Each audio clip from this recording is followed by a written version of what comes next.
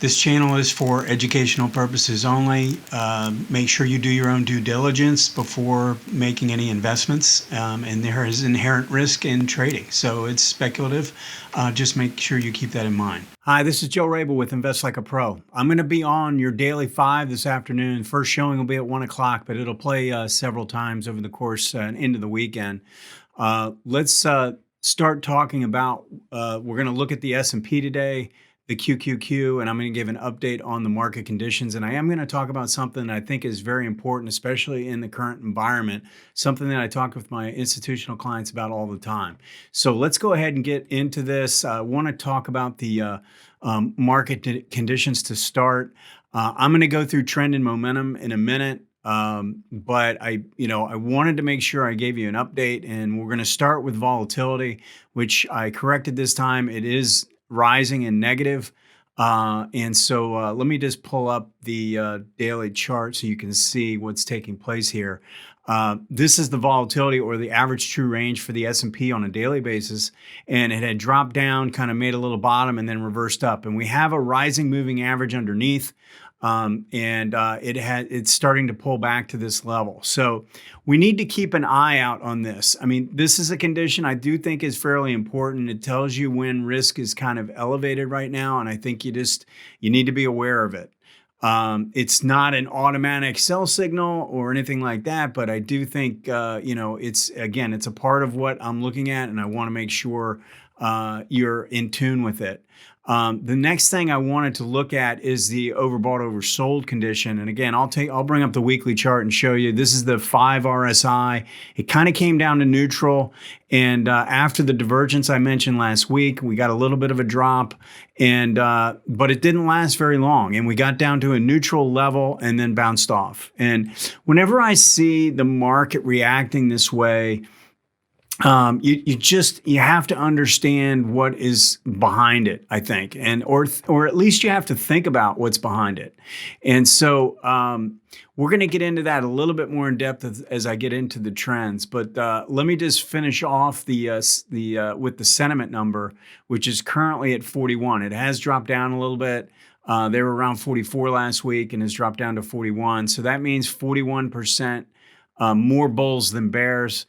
It's still in what I would consider to be kind of a cautious zone. Between 40 and 50 is more of a, be a little bit more cautious. But as I've said in the past, 3 and 4 for me, the overbought, oversold oscillator and the sentiment are probably not my primary indicators, as more of a secondary indicator, but I do like to keep track of them, because if the sentiment gets worse and worse and the market keeps moving higher and we get overbought, those are when I think there's a lot of danger to adding or buying. So we just want to be in tune with what's taking place. I want to go ahead and look at the overall market conditions now. And we've got our 4 timeframes up, and we're now starting to get the monthly chart, because we didn't pull back. And I'm going to go into a little bit more detail on that in a second, but the fact is that because we did not pull back here, now we're starting to get a little bit more stretched away from the 18-month line, and that does increase the risk parameter. Now, because we're making higher lows on the monthly chart and we're at a new high for the year and a market's very strong, you don't just sell because the market's going up. But we want to be aware, the farther we get away from this 18-month line, the fact is the more risk there is. So I've mentioned risk a few times.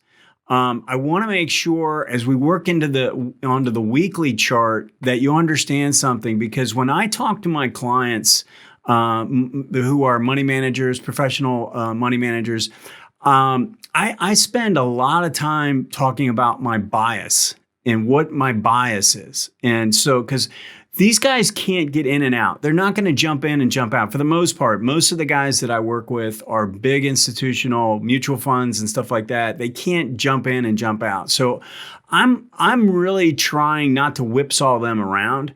And I spend a lot of time saying, my bias is to the upside. In other words, based on all the criteria that I look at and going through all the different time frames, I'm more of one who's of the belief that the weekly chart is in control right now, and pullbacks are probably opportunities to be a buyer still. I'm not in the camp that we're close to any kind of a big reversal right now. I think the momentum conditions are a little too strong to have that mentality. I could see us, and my thought was that after last week that maybe we were going to get a test of the 18, maybe even breach it a little bit. But I really felt that there's strong support 35, 3600. So if we end up making some kind of a little mini top here and it comes back down, I still think that area is fairly solid underneath. Let's go to the daily chart, because this is really the chart that has not had very good momentum conditions in place. And, I think you have to take that into account. And I think you want to look at the volatility increasing. And all of these are things that I think you have to take into account in terms of how you feel about the overall market and whether you want to be a buyer. But it shouldn't be a shift in your bias. In other words, when you come in every day and you're thinking about what I should do, you really want to focus in on what is your bias. Do you think the market is generally up and bullish? And do I want to be a buyer on weakness? Or do I think there's some kind of a major top developing? And then if you do, you have to have some serious reasons as to why.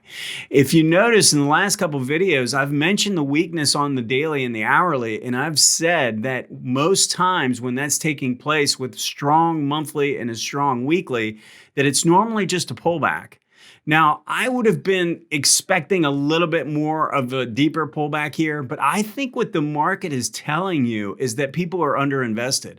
Because when you get a drop like that, especially a ferocious one like that just turns on a dime and now are already back up to the old high, it just kind of tells me that people, I don't know, I think maybe institutions or some of the bigger investors are not fully invested, or that would be kind of the 2 cents that I'd throw in there, because it's not necessarily a part of the market conditions, but you have to kind of wonder if it's going to drop like that and react so quickly. Certainly there's an upward bias in place, but you also have to wonder why. And think about it from a common sense standpoint. I mean, if guys aren't invested enough, they're going to take advantage of every dip, and until we see a change in that, and a change of character, then I think you got to have a positive bias. I want to spend a second talking about the hourly chart, because if we look at last week, I mentioned the sell signal that took place, and I would have definitely been shorting in this area here to the downside. I mentioned taking partial profits as it went to test the prior low. And then I would have gone to a break even. And depending on how things played out, you might have been able to get another piece off here, but eventually you would have been stopped out on the way back up. I mean, it's possible, you only broke even on the last 2/3 of the trade. But I do think this was worthwhile trade based on the fact that we had some room down to 3,600. So I would do that trade every time. It didn't turn out to be all that worthwhile, but I don't have a problem if there's enough room. I want to go back to the daily chart real quick and just show you this chart again. I mean, I want you to understand, if you have a daily chart that's rising with a rising 18, this line here, above a weekly 18 that's rising, which is above a monthly line that's rising, it's hard to be too negative. And if you're negative, you got to kind of check yourself. You have to figure out, why would I be overly negative in the market conditions looking like this in terms of trend? Now, we were starting to lose a little momentum in the lower time frames. We were starting to show some signs of risk elevated based on the volatility. So I don't have a problem trying to play a little move back down to this blue line. But you have to realize what you're trying to do when you take these types of trades. It wasn't for me anything like, I was not expecting any huge trade to the downside and a big reversal in price. Market has too much good momentum taking place, a lot of good looking patterns out there. I went through and looked at thousands of charts this week, actually, to prepare for the daily 5 tomorrow or this afternoon. And I got to tell you, I think there's a lot of attractive patterns from that standpoint. Okay, let's take a quick peek at the QQQ. Not a big difference, but there is one thing that continues to scare me a little bit is the fact that we're getting farther and farther away from the 18-month. The momentum conditions on the monthly QQQ is in pretty good shape, but we're getting farther and farther away. And we're getting to a point now, if I had a big month to the upside, if we had a huge upside month all at once where this turned into a big green bar, that would probably concern me. When I go and look at the weekly, again, I think this is a really solid chart. You're not getting stretched away from the 18 week at this point. You have really good conditions on the ADX. MACD is trying to get there and confirm. It still hasn't done it yet, but nothing here concerns me all that greatly. And then on the daily QQQ, really just the same idea. It did come down and quickly get pretty close to the 18, but look at to the 40. But then what happened? The next day, it got right back above the 18. So our momentum conditions on the daily chart are not that good. And it's very possible for this whole leg, and so long as this leg lasts, that we will never see momentum confirmation to the upside. The way I would look at it is the weekly chart is controlling the trend. And that is my bias right now. So make sure you hit that like button for me. And if you have any other questions or comments, please put them below. Thank you.